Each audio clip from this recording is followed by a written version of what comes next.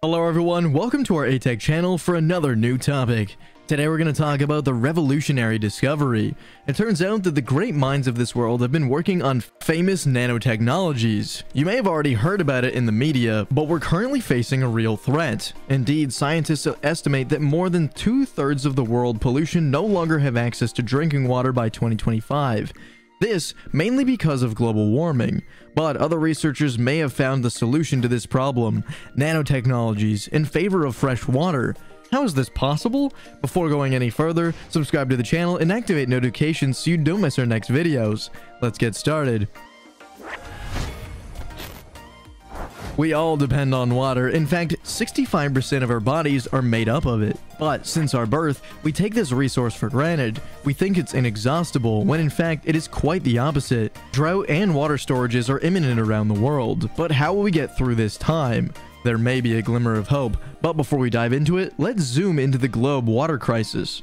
As we all know, climate change has taken its toll. Almost all regions of the world are experiencing surprising temperature increases. The result is visible. Some rivers and lakes are evaporating and disappearing little by little. In addition to all of this, there's a lack of precipitation. The majority of these places do not receive adequate precipitation, or the opposite. With a significant evaporation, precipitation becomes very heavy, to the point of flooding vast areas, and the glaciers act as a buffer and the poles keep melting. Activists and scientists have long been sounding the alarm about this problem, and there's more. The current pollution growth only makes the situation worse. The more pollution grows, the more water is needed. We're not talking about personal consumption, we're also taking into account the industrial and agricultural revolution. Because of the calculation is simple. The more people there are, the more work in agriculture the industrial sector will do. These sectors increase the demand for water even more. It turns out that nearly 70% of our global water consumption is from food production, 22% goes to the industrial use, and 8% is domestic use. But here again, researchers could save us with their ingenious ideas. The solution is to transform salt water into drinking water. But this is already being done, you might ask. You are absolutely right. It was not yesterday that man tried to exploit the ocean as a source of drinking water. This is perfectly logical given its vast extent. The ocean makes up to 70% of our planet's surface. That is, a volume of 1.37 billion cubic meters of water. Imagine if this perfect project were to succeed. We, our children, and all of our descendants would have unlimited access to clean water. But for all this time, and several attempts, no one's been able to come up with a viable long-term solution. But the arrival of nanotechnology brings a glimmer of hope into this field. For those who don't know yet, nanotechnology is used in the research at the microscopic scale. It is used to produce materials and objects that are invisible to the naked eye. Their size would be 1,000 times smaller than a human hair. Its use is not new. It can be found in many fields such as manufacture of electric devices or clothing, but also in cosmetic and food products. Its application in water companies have turned to this technology, but how can it really help us? There are many effective methods to obtaining clean water. Each one has its advantages and disadvantages. Among these, we count reverse osmosis. So far, it seems to be the most effective. Reverse osmosis filters impure or salty water. The process traps impurities in the water so that the only molecules can pass through it. To achieve this result, hydraulic pressure is used. This forces the water to flow through a separamental membrane. This stops the particles that were previously in the water. It is the pressure difference that prevents them from passing through. The efficiency and speed of filtration depends on the materials used for the reverse osmosis membrane. A membrane made from cellulose, polyamide, and polysulfane is often used. Reverse osmosis filters out most of the particles in the water. It is able to reduce its hardness and eliminate unwanted impurities. Impurities include sulfate, polysulfame, mercury, viruses, and bacteria of all kinds. But at what cost? Indeed, these plants produce a lot of CO2.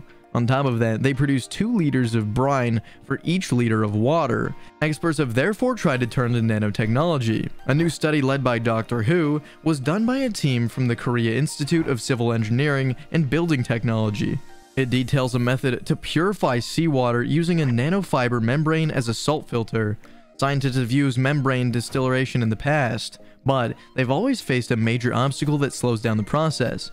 In the event of a membrane becomes too wet or flooded, it can no longer repel salt.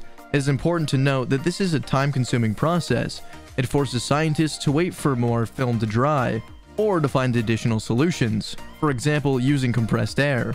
This way they can release trapped water for the pores. To solve this problem, the Korean research team turned to nanotechnology called electrospinning. They created a three-dimensional film. To produce the membrane, they used a silica aerogel they mixed with a low concentration of polymer. The membrane therefore used a super hydrophobic surface. All this essentially results in a filter with a higher surface roughness and lower thermal conductivity. During the tests, Doctor Who's team was able to maintain a membrane distillation for 30 days. During these 30 days, the electrospun nanofiber membrane maintained an availability to remove 99.9% of the salt from the seawater. This is a much longer runtime than the other electrospun nanofiber membranes in the previous studies. In these tests, they had achieved a time of less than 50 hours, with a high vapor flow rate. These technique properties are primarily due to the low slip angle, and also the low thermal conductivity. This also helps circumvent thermal polarization problems. Taking into consideration its unique properties, the membrane remains effective for a long time. It does not cause wetting and fouling problems. This nanotechnology can also improve and optimize traditional water treatment technologies. Through the use of advanced filtration media, this method reduces sources requirements. It greatly eliminates chemical processes, but also it has the potential to reduce infrastructure and energy requirements in the water treatment sector. In addition, nanotechnology offers greater opportunities for water reuse, recycle, and distillation. This opportunity remains important also in the field of agriculture. The process could consume less water, so this technology can really contribute to solving the problem of freshwater storage in the world.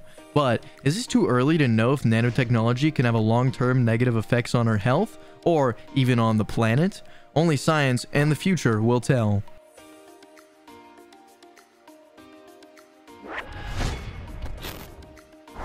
That's it, folks. We're coming to the end of our video. If you liked our topic of the day, leave us a little blue thumbs up. Feel free to leave us comments and suggest the next topic.